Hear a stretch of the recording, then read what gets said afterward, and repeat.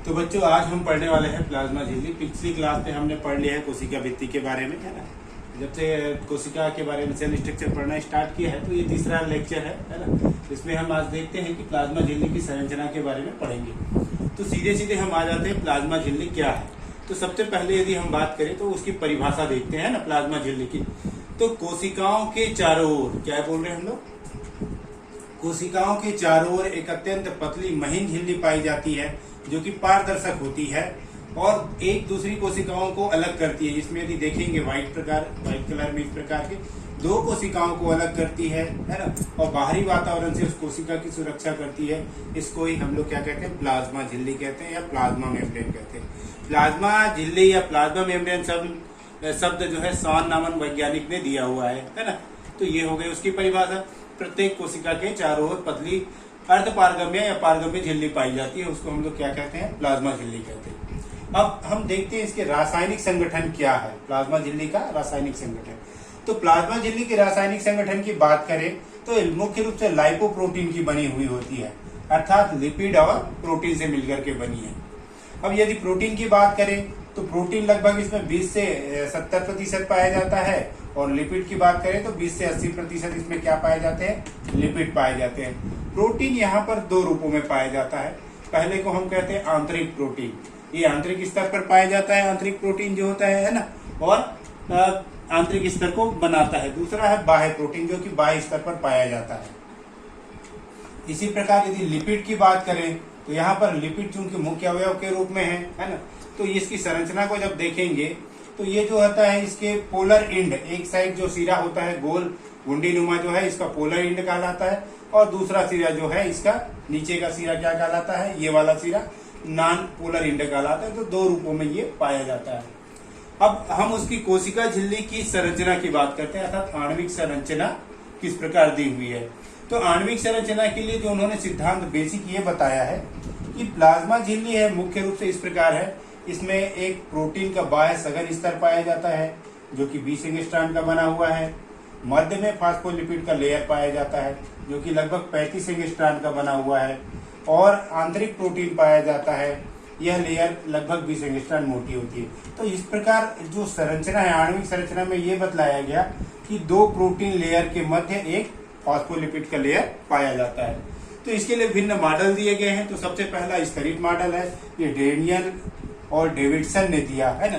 इसके पहले हम लोग देखें फास्फोलिपिड की संरचना देखें तो फास्फोलिपिड की संरचना इस प्रकार की संरचना है ना।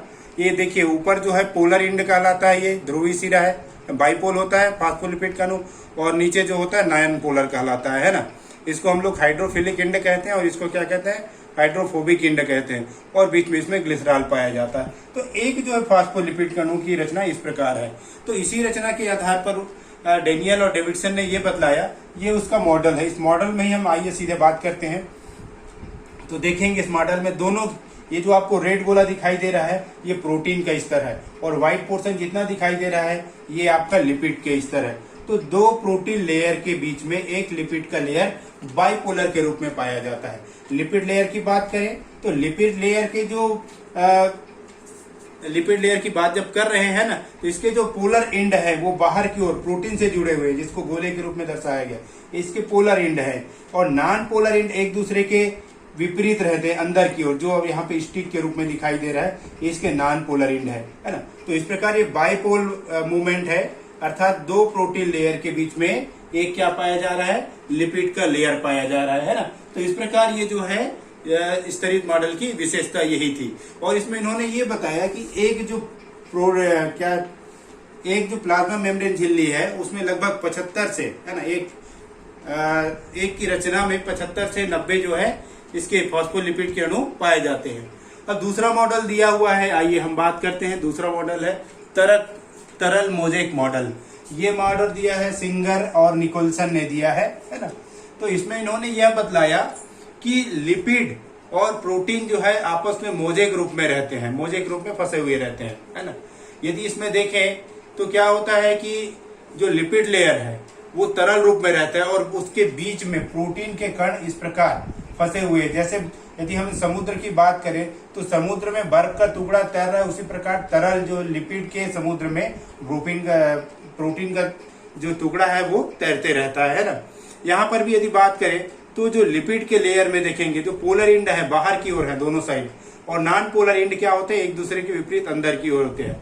इसमें प्रोटीन, बाह्य प्रोटीन पाया जाता है जो बाहर की ओर होता है ना, और अंदर की ओर आंतरिक प्रोटीन पाया जा रहा है। ये देखिए, ये सभी आंतरिक प्रोटीन है, ये बाह्य प्रोटीन है। इसके अलावा एक बड़ी रचना प्रोटीन की और दिखाई दे रही है, इसको हम कहते हैं ग्लोब्यूलर प्रोटीन कहते हैं। ये इसके अंदर से बाहर ऊपर के दोनों सिरे में निकले हुए रहते हैं, और ये इसके जो ट्रांसपोर्टेशन है उसमें सहायक होता है ना। तो इस प्रकार इस मॉडल का नाम ही है तरल मोज़ेक मॉडल, अर्थात लिपिड के तरल द्रव्य में प्रोटीन के कण मोज़ेक रूप में फंसे हुए रहते हैं। कुछ कुछ जगहों में हम देखेंगे जो लिपिड है इसमें प्रवर्ध के रूप में इस प्रकार निकले रहते हैं, हालांकि इस रचना में हम नहीं बनाए, इस प्रकार प्रवर्ध के रूप में निकले हुए रहते हैं ना। इसको यहाँ पर वास्तव में क्या है, एक मेम्ब्रेन रिसेप्टर पाया जाता है। इसमें बीच बीच में क्या पाया जाता है, मेम्ब्रेन रिसेप्टर पाया जाता है जो कि सूचनाओं को ग्रहण करता है। और इसके साथ ही प्लाज्मा मेम्ब्रेन में एटीपीएस एंजाइम भी पाया जाता है, वो एंजाइम जो है एटीपी फॉर्मेशन के समय काम आता है। तो इस प्रकार प्लाज्मा झिल्ली के लिए दो मॉडल दिए गए हैं, स्तरित मॉडल और तरल मोज़ेक मॉडल। तो ये तरल मोज़ेक मॉडल महत्वपूर्ण है, ये परीक्षा में आपके आते हैं। ठीक।